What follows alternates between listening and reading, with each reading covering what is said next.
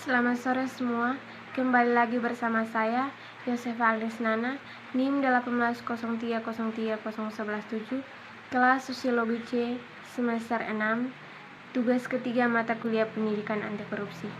Di dalam video ini, saya akan menjelaskan sebuah buku yang berjudul Hak Properti di Rusia Setelah Uni Soviet, yang ditulis oleh Jordan Gansmors. Buku ini terdiri dari 8 bab, di mana 8 bab ini membahas tentang berbagai keadaan dan kondisi yang terjadi di negara Rusia setelah runtuhnya Uni Soviet.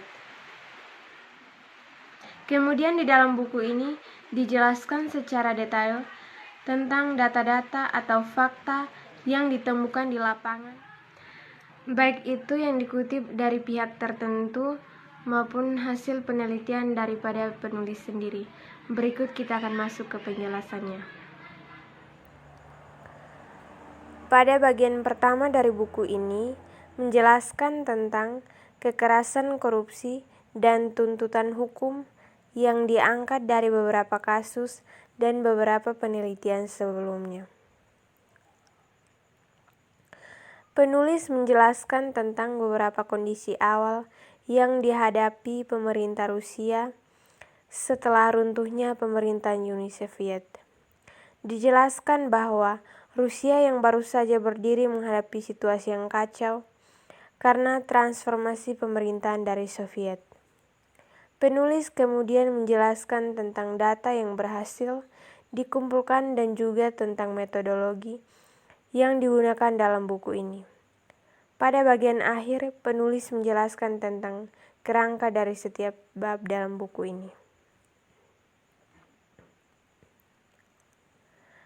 Pada bagian kedua ini, penulis berusaha untuk menjelaskan tentang pengembangan kerangka analisis yang berdasarkan 3 variabel independen utama. Strategi perusahaan untuk menyelesaikan konflik terkait perolehan aset, perlindungan properti, dan penegakan hukum. Semua strategi legal atau ilegal pada akhirnya mengandalkan paksaan sebagai upaya terakhir. Satu-satunya pertanyaan adalah, apakah ini dipasok oleh negara sesuai dengan aturan formal, atau apakah sebuah strategi bergantung pada paksaan yang diberikan oleh pihak swasta atau oleh pejabat negara menggunakan sumber daya negara secara ilegal. Penulis menyebutnya dengan istilah strategi keamanan properti. Penulis menjelaskan bahwa terdapat 3 paksaan dalam strategi keamanan properti ini, yaitu paksaan pribadi, paksaan hukum, dan paksaan korup. Penulis kemudian mencontohkan berbagai paksaan di atas seperti suap untuk hakim atau memanfaatkan koneksi terlarang ke lembaga penegak hukum atau pejabat pemerintah lainnya. Pada bagian ketiga, penulis membeberkan analisisnya tentang strategi keamanan properti di Rusia sepanjang tahun 1990-an hingga tahun 2000-an setelah runtuhnya Uni Soviet. Penulis menjelaskan bahwa ada 3 bukti tren signifikan, yaitu: pertama, ketergantungan perusahaan Rusia pada paksaan harga penurunan secara signifikan dari waktu ke waktu. Yang kedua, sejauh itu perusahaan Rusia terus menggunakan strategi ilegal. Strategi ini diambil sebagai bentuk paksaan korup, seperti perlindungan bisnis yang ditawarkan oleh petugas penegak hukum. Yang ketiga,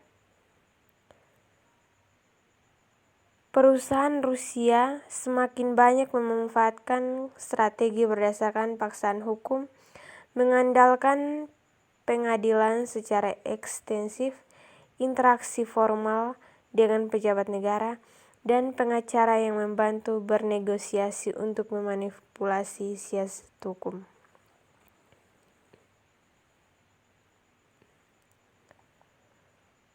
Pada bagian keempat, Buku ini menjelaskan bagian pertama dari kerangka kerja, yaitu kapasitas hukum negara.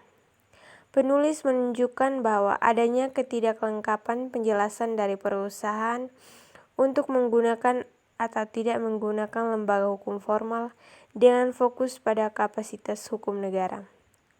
Pertama, meski signifikan reformasi peradilan dan undang-undang lainnya yang bertujuan untuk meningkatkan efektivitas institusi hukum formal, perusahaan Rusia terus bergantung pada swasta dan pemaksaan dengan pengoyokan sepanjang awal hingga pertengahan tahun 1990-an.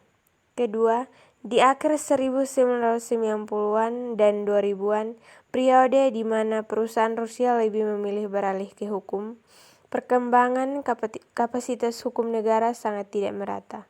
Perbaikan seperti pendanaan untuk lembaga hukum seringkali diimbangi oleh tren negatif seperti penurunan marwah politik dari lembaga hukum. Pada bagian kelima, secara khusus membahas peran dari dua janji dalam hambatan sisi permintaan, yaitu operasi perusahaan di perekonomian informal atau pasar gelap dan ekspektasi tentang ketergantungan perusahaan pada kekerasan atau korupsi yang menyebabkan masalah aksi kolektif. Meskipun beroperasi di ekonomi informal dapat terwujud dalam berbagai bentuk, di Rusia yang menjadi persoalan utama adalah rendahnya tingkat kepatuhan pajak. Sepanjang tahun 1990-an, perusahaan beradaptasi dengan peraturan pajak yang berat dengan menyembunyikan pendapatan dari negara. Karena itu, mereka ragu-ragu untuk beralih ke lembaga hukum formal, kekhawatiran bahwa praktik pajak ilegal mereka dapat terungkap. Penulis menjelaskan bahwa peningkatan kepatuhan pajak perusahaan merupakan langkah penting mengurangi hambatan sisi permintaan dan mendorong penggunaan hukum oleh perusahaan. Pada bagian ke-6, penulis kemudian menganalisis faktor penjelas terakhir dalam analisis kerangka kerja, yaitu efektivitas strategi ilegal.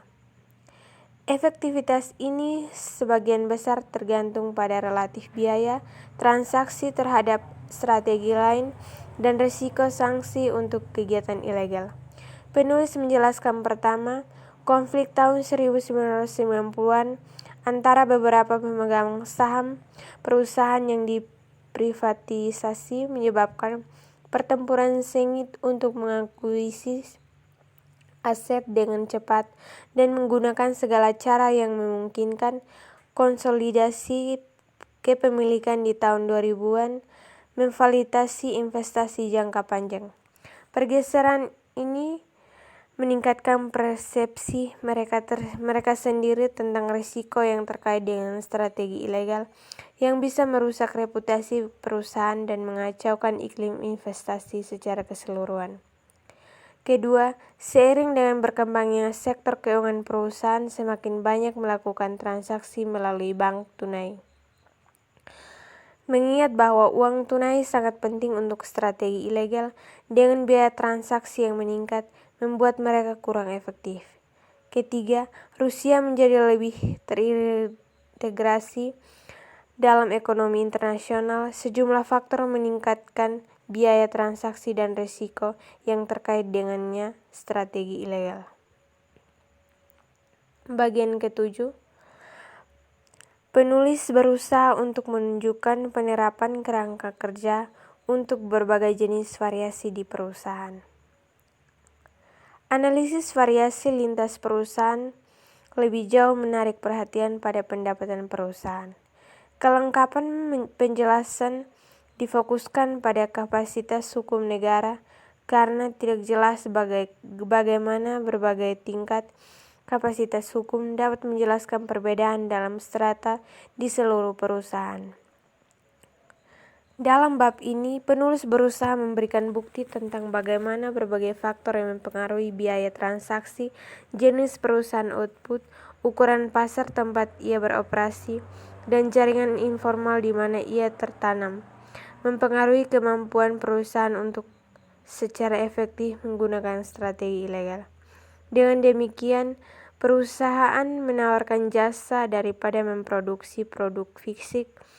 Perusahaan beroperasi di pasar lokal daripada nasional, dan perusahaan yang memiliki hubungan dengan pejabat korup cenderung tidak menggunakan lembaga hukum formal. Pada bagian ke-8, penulis berusaha untuk menjelaskan kesimpulan akhir tentang perusahaan, negara, dan aturan hukum dengan berbagai perbandingan perspektif. Terima kasih.